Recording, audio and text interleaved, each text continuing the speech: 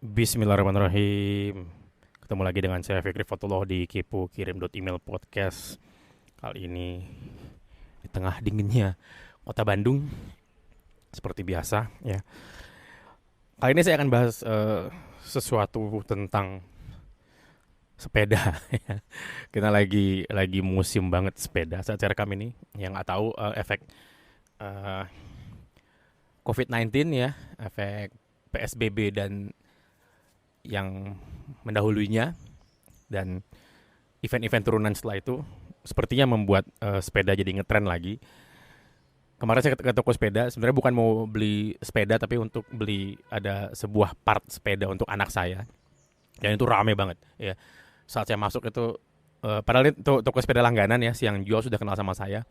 Tapi beliau tidak bisa ngobrol dengan saya karena harus merakit banyak sekali sepeda sampai karena tokonya di pinggir jalan sampai tumpah-tumpah ke jalan gitu loh. Nah ini buat saya kesempatan yang bagus untuk mengambil pelajaran dari sini. Saya pikir saya nggak bahas sepeda, saya bukan pesepeda ya. Saya bukan pesepeda, saya bukan penggoes yang bisa goes atau pernah goes sampai 20 kiloan, enggak ya. Tapi ada satu pelajaran yang mungkin bisa saya bagikan kepada Anda sekarang. Karena ini jadi satu pelajaran yang juga ngena banget ke saya ya. Jadi saya share kena alasan itu. Oke. Ini dari sebuah buku ya, sebuah buku eh, bukunya saya lupa persisnya, sepertinya Tribe of Mentors-nya Tim Ferriss ya, antara dua itu, antara Tools of Titans atau Tribe of Mentors, saya lupa, sepertinya sih Tools of Titans ya. Nah, jadi di buku Tools of Titans itu Tim Ferriss mewawancara beberapa orang dan berusaha menemukan semacam pola suksesnya mereka gitu ya. Tapi ada satu yang cerita yang melekat sekali ke saya, itu cerita dari Derek Sivers ya. Salah satu buku yang saya rekomendasikan adalah juga bukunya Derek Sivers dulu, Everything You Want. Itu buku bisnis tapi tipis sekali dan itu cukup bagus ya, tidak bertele-tele. Saya suka buku yang tidak bertele-tele karena saya percaya sebagian besar buku itu cukup jadi artikel blog, sebagian besar artikel blog cukup jadi status Facebook gitu ya, sebagian besar status Facebook cukup jadi tweet, satu buah tweet, dan sebagian besar tweet itu tidak harus diposting. Ya, jadi saya percaya itu ya. Jadi saat Anda berpikiran untuk menulis buku atau apa, cobalah tulis blog ya. Nah, lanjut, apa pelajaran yang bisa saya ambil? Jadi ada sebuah cerita, direct cerita di sebuah di buku tersebut ya. Dan kemudian dijadikan audiobook sama Tim Ferriss, dan kemudian saya dengar audiobooknya kemarin, potongannya maksudnya. Jadi dia naik sepeda ya. Dia naik sepeda dari satu tempat ke tempat yang lain sampai mukanya merah, ngos-ngosan gitu loh. Ya saat itu kalau nggak salah dia tinggal di New Zealand. Derek orang yang suka-suka pindah-pindah dari London ke New Zealand. Kenapa saya tahu? Karena saya email-emailan sama beliau. Ya, saya aktif email-emailan sama beliau. Saya nanya masalah bisnis ke beliau dan saya pernah diskusi banyak soal soal bisnis ke beliau dan orangnya balas email. Ya, jika Anda mau email beliau juga, Anda bisa ke sivers.org. Ya, jadi lanjut. Saat itu beliau tinggal di New Zealand dan saya email-emailan dengan beliau, dan ada niatan dari saat itu beliau mau ke Bali ya, mau liburan, dan saya saat itu niatan mau ketemuan gitu loh. Kenapa saya bilang niatan? Karena nggak jadi. Jadi dari email-email itu beliau bilang mau ke Bali. Saya bilang kalau ke Bali kabarin saya akan ke Bali juga untuk ketemu, kita bisa ngobrol gitu loh ya. Ngopi paling, karena saya nggak minum alkohol saya bilang, dan dia setuju saat itu. Tapi karena satu dan lain hal tidak jadi ya. Nah, ada satu kembali ke cerita tadi. Jadi Derek naik naik sepeda di New Zealand, di sebuah pantai di New Zealand ya. Dia ngegas gitu kan ya, terburu-buru ngegas sampai mukanya merah dan dia ngos-ngosan ya, untuk biar cepat sampai ke satu tempat. Setelah dia ukur-ukur, kalau nggak salah itu dia nyampainya dari tempat di awal, mungkin dari rumah, saya lupa persisnya ceritanya, ke tempat yang dia tuju itu 45 menit dengan kondisi dia ngos-ngosan dan mukanya merah. 45 menit ya. Tolong diingat 45 menit karena ini penting, ini bagian penting dari cerita ini ya. Lalu suatu hari dia putuskan, ngapain buru-buru ya? Coba tenang-tenang aja. Ya, tenang-tenang aja. Dia jalan tenang-tenang. Dia naik sepeda tenang-tenang. Dia ngelihat pantai. Ya, dia sadar, wah ternyata di pantai itu ada burung, dan dia lihat jalannya cakep, cantik gitu kan ya, jalan sepeda, jalur sepeda sepanjang pantai itu cantik, bagus, pemandangan yang dilihat bagus, ada sunset, ada sunrise dan segala macam. Dia lihat orang-orang berjualan, dia lihat banyak hal. Pokoknya dia nikmati perjalanannya deh, ya. Dia nggak mau kayak kemarin tuh ngos-ngosan keringetan sampai dia tuh nggak nyaman gitu loh ya. Jadi dia putuskan dia kali ini santai aja lah jalan ya. Dia jalan santai, dia lihat pemandangan, dia lihat burung, dia lihat orang gitu banyak. Dan setelah dia nyampe, dia ukur waktunya, dia lihat waktunya. Waktunya tuh 47 menit. Cuma nambah 2 menit. Ya, pelajaran yang diambil adalah dia ngos-ngosan selama ini, ngos-ngosan sampai keringetan gitu ya, sampai nggak karuan gitu kan, hanya untuk ekstra 2 menit gitu loh. Pertanyaannya sepadan atau enggak? Dan dia bilang enggak ya. Jadi ekstra 2 menit itu untuk ngos-ngosan dan wajahnya merah itu nggak sepadan ya. Nah ini menarik. Kenapa? Karena saya dulu orang yang sangat over optimize ya. Semua itu harus optimize, dioptimasi semua sisi. Misalnya kita bahas sales funnel, ya itu conversion rate dari setiap step funnelnya harus diukur. Wah ya. Jika Anda kenal saya dulu 2-3 tahun yang lalu, Anda akan, kalau Anda ngopi sama saya, Anda akan mungkin dengar saya ngomong ini gitu ya. Atau Anda pernah ikut mungkin kelas saya atau webinar saya, Anda akan tahu saya pernah ngomong ini. Ya, setiap step itu di optimize. Setiap persentase koma itu diukur gitu loh ya. Jadi intinya yang ingin saya sampaikan gini. Seringkali kita melakukan suatu secara berlebihan, tapi hasilnya hanya ekstra tadi 2 menit. Kita udah ngos-ngosan capek, kita mengorbankan banyak hal. Kita mengorbankan waktu kita sama keluarga, kita mengorbankan waktu kita untuk santai. Seperti saat saya rekam ini, saya ada di gunung. Mungkin Anda dengar suara-suara latar, ada burung, ada orang ketawa-ketawa karena saya di gunung saat ini posisinya. Dan saya lagi mencari inspirasi untuk nulis dan rekaman podcast mungkin seperti ini ya.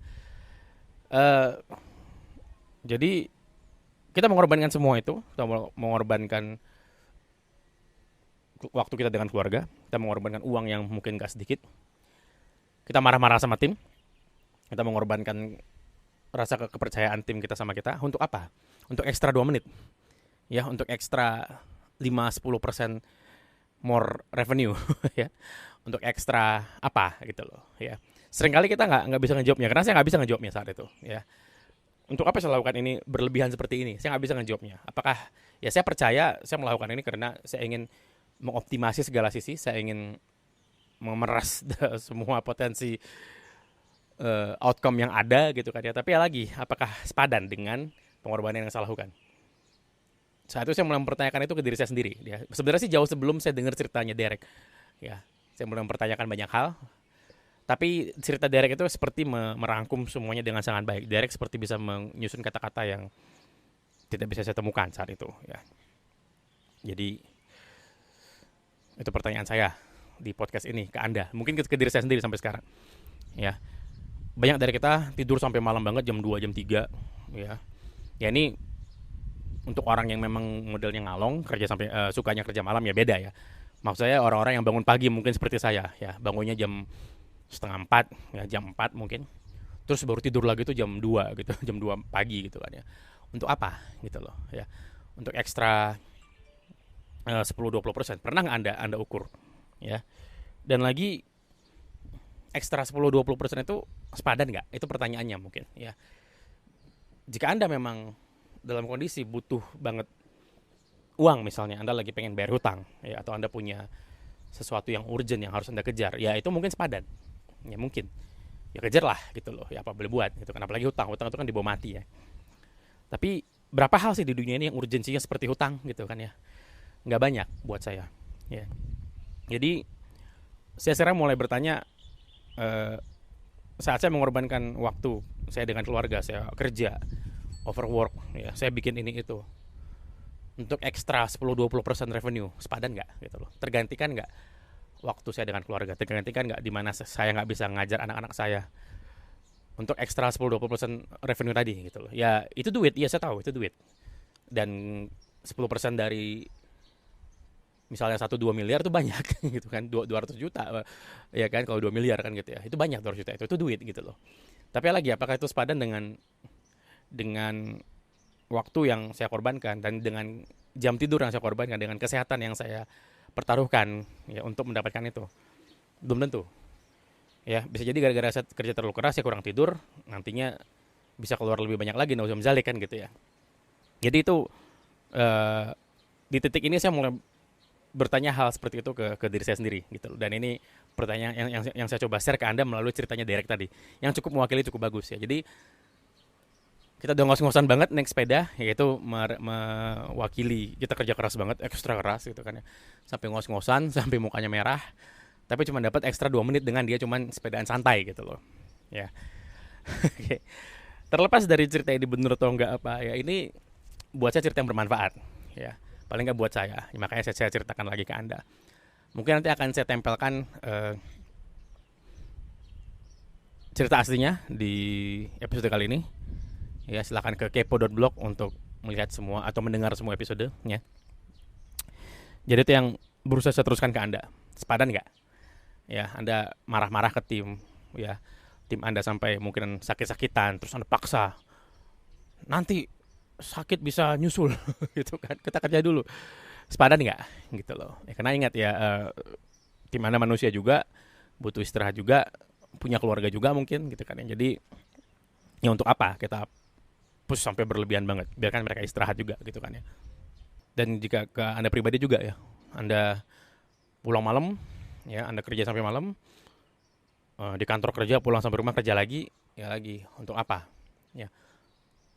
Saya punya teman yang keluar dari kerjaannya gara-gara itu ya, gara-gara terlalu dipush waktunya, habis-habisan gitu kan sama perusahaan tempat dia kerja, gara-gara kemarin ada pengurangan jumlah pekerja, jadinya kerjaan dia double karena perusahaannya nggak nambah orang tapi kerjaannya nggak berkurang. Jadi orang-orang yang tersisa dalam perusahaan itu harus menanggung pekerjaan yang double dari seharusnya tanpa mungkin kenaikan gaji yang ekstra gitu ya.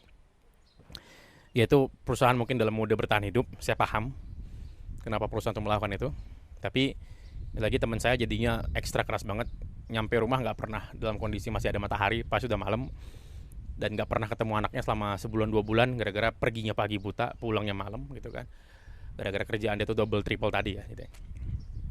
Nah, akhirnya dia memutuskan untuk berhenti, terus jualan gitu kan ya, jualan sesuatu.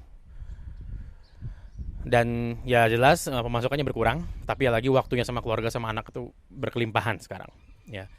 Dan itu yang dia bilang ke saya, Mas mungkin pemasukan saya kurangnya cuma 2, 3, 5 juta dia bilang per bulan, tapi waktu yang tergantikan untuk itu tuh luar biasa, nggak bisa saya ungkapkan dia bilang. Ya itu terjadi di teman saya, dan mungkin terjadi juga di Anda, dan mungkin terjadi di orang-orang sekeliling Anda ya. Jadi itu pertanyaan yang mau saya teruskan, apakah sepadan ya? Kalau jawabannya ya, lanjutkan ya, karena saya nggak tahu kondisi Anda, mungkin berbeda dengan saya, mungkin berbeda dengan teman-teman saya ceritakan tadi, mungkin berbeda dengan Derek Sivers ya. Saya pribadi kalau kemarin pernah nggak saya seperti itu? Pernah. Lagi mungkin kondisi saya saat itu ada hutang, atau ada saya ingin membantu keluarga atau orang tua saya mungkin. Tapi saat saya rekam ini, saya di posisi atau di mode yang tidak ingin over optimize. Jadi kalau ada peluang di depan mata yang besar, saya tuh nggak ngoyo gitu loh. Ya kenapa? Karena saya tahu peluang besar itu kalau dihitung-hitung omset setahun gitu ya, itu cuma nambah 5-10% gitu loh dari omset setahun itu gitu loh. Ya, jadi kejar nggak? Tergantung.